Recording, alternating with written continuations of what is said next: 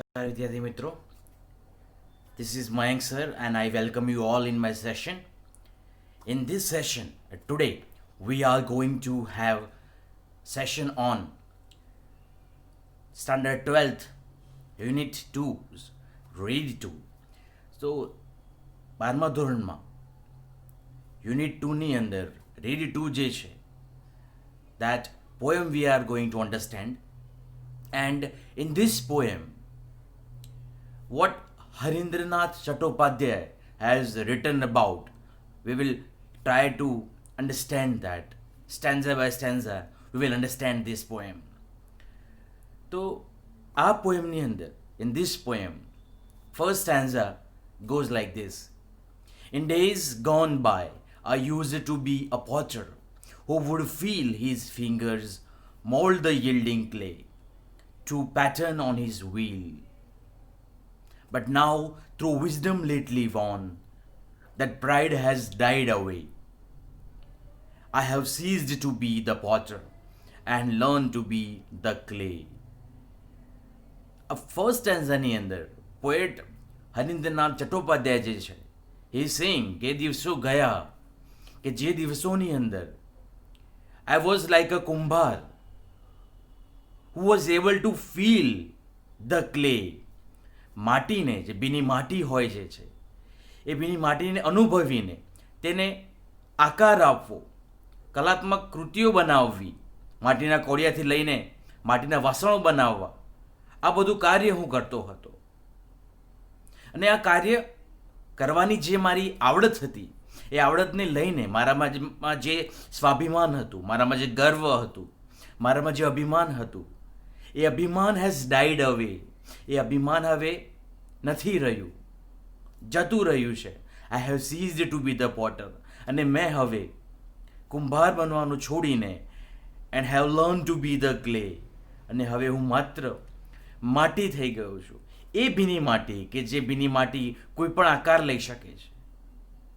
એટલે માટીની વસ્તુઓ બનાવનાર, આકાર આપનાર કુંભાર હવે પોતે એક માટી બની ગયો છે. એટલે મારું વ્યક્તિત્વ એ હવે માટી જેવું થઈ ગયું છે. ઉપરવાળો પરમાત્મા જેવું વર્તન, જેવું સંકલ્પ મને આપે, એવા સંકલ્પ સાથે હું જીવન જીવીશ. એ વાત કદાચ ફર્સ્ટ સ્ટેન્ઝાની અંદર હરીન્દ્રનાથ ચટ્ટોપાધ્યાય કરી રહ્યા છે.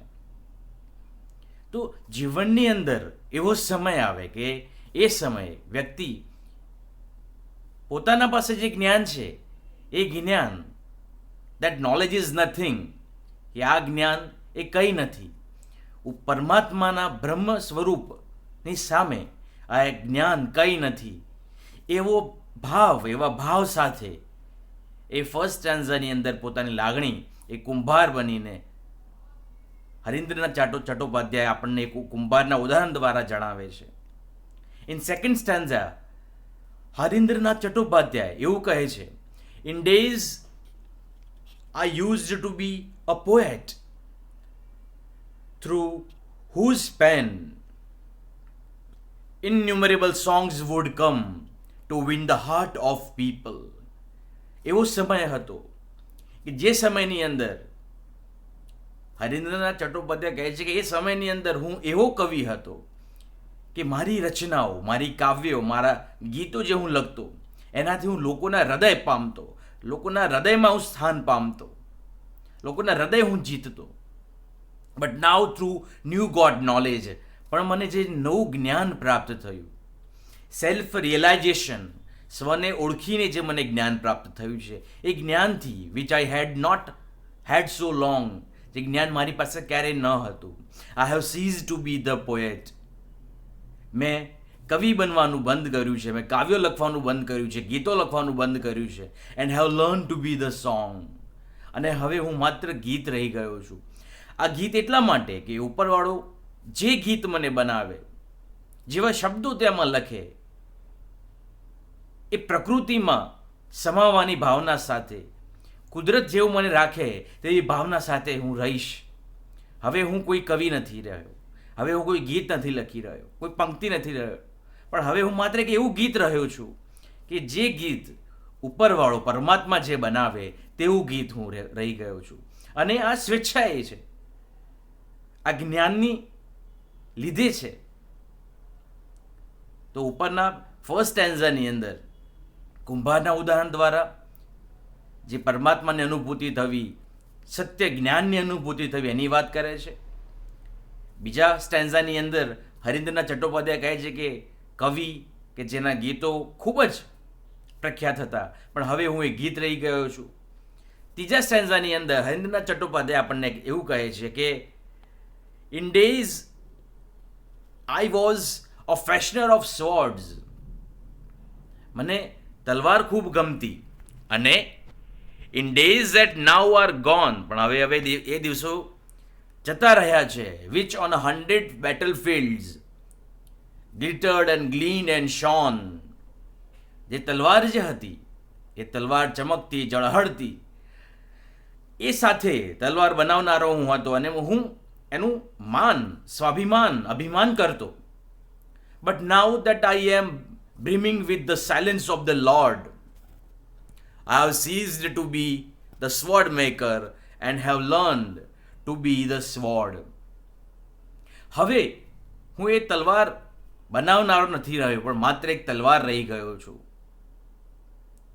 કંઈક બનાવવાની જે કુશળતા મારામાં હતી એ કુશળતા મારામાં છે,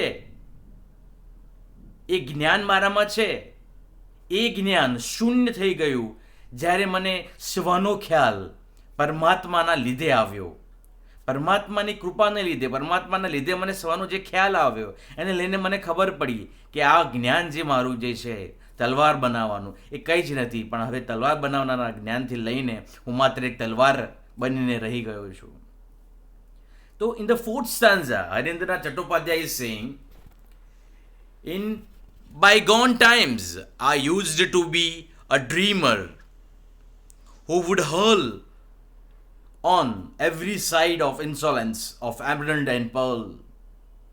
But now that I am kneeling at the feet of the Supreme, I have ceased to be the dreamer and have learned to be the dream.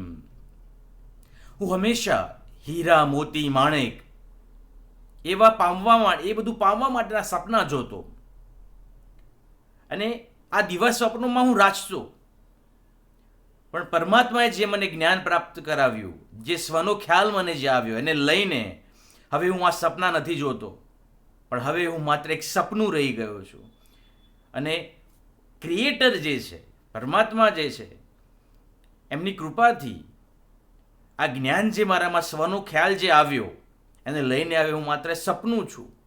અને સપનું કેવું હશે? That would be depend on the creator. Okay, તો હરિન્દ્રનાથ Chattopadhyay indirectly જે સ્વનો ખ્યાલ એમને આવ્યો, આ સ્વનો ખ્યાલ, સ્વનું જ્ઞાન જે એમને જે આવ્યું, એ જ્ઞાન, એ કુંભાર હતા, એ કલાકૃતિઓ બનાવતા હતા, એ શૂન્ય થઈ ગયું જ્ઞાનની સામે. એક કવિ હતા, કવિતાઓ બનાવતા હતા અને સ્વનો ખ્યાલનું જ્ઞાન સામે એ પણ શૂન્ય થઈ ગયું. એક સ્વોર્ડ મેકર હતા, તલવાર બનાવનાર, એ જ્ઞાન પણ સ્વના જ્ઞાન સામે શૂન્ય થઈ ગયું. એવી જ રીતે જ્યારે એ હીરા, મોતી, માણેક પ્રાપ્ત કરવાના સપના જોતા, આ દિવા સ્વપ્નો પણ શૂન્ય થઈ ગયા જ્યારે સ્વનો ખ્યાલ, સ્વનું જ્ઞાન તેમને જ્યારે આવ્યું. તો હરિન્દ્રનાથ ચટ્ટોપાધ્યાય જીવનના એ પડાવમાં પહોંચી ગયા હતા કે જ્યાં તેમને સ્વનો ખ્યાલ, સ્વનું જ્ઞાન પ્રાપ્ત થયું હતું. And because of that, in stage, in that situation, Harindranath Chattopadhyay આ કવિતા લખી રહ્યા હોય છે. એટલા માટે in this poem Harindranath Chattopadhyay sounds mature, એક મેચ્યોર વ્યક્તિ તરીકે he sounds that કે સ્વનો ખ્યાલ જ સર્વસ્વ છે અને સ્વનો ખ્યાલ એ જ્યારે આપણે ઈચ્છીએ ત્યારે જ આપણને આવી શકે છે, અને એ પણ પરમાત્માની કૃપાથી. આશા રાખું છું એક્સપ્લેનેશન પોએમનું જે છે સ્ટેન્ઝા બાય સ્ટેન્ઝા મેં આપ્યું એમાં આપણને ખ્યાલ આવ્યો હશે. Thank you very much for your patience. Thank you very much. અસ્તુ. ઓમ નમઃ શિવાય.